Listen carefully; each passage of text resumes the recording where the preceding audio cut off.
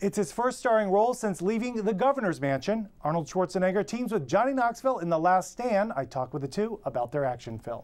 Clarence, where's the fire coming from? Behind you, roof next to the diner. Cover me, guys. Yes, sir.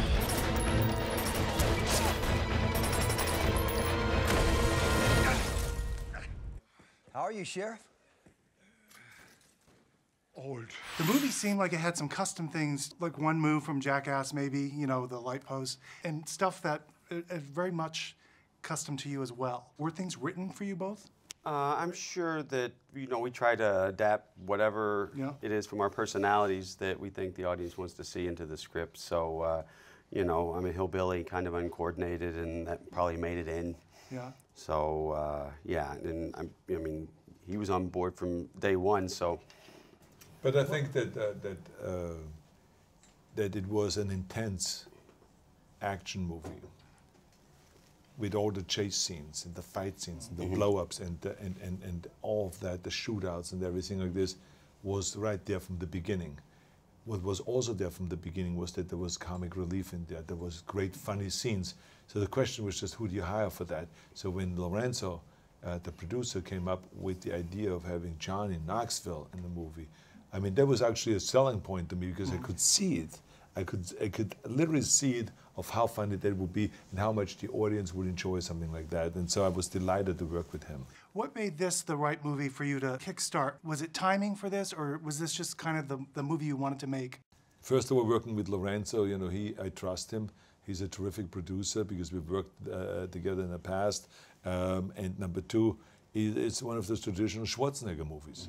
You know, that when you come back, you don't want to come back and all of a sudden give the audience something that they didn't expect. You know, you want them to get something that they want. So whenever we have asked the audience, what kind of movie do you want Arnold to come back with, it was always at the highest on the list was action movie, an action movie that is fun.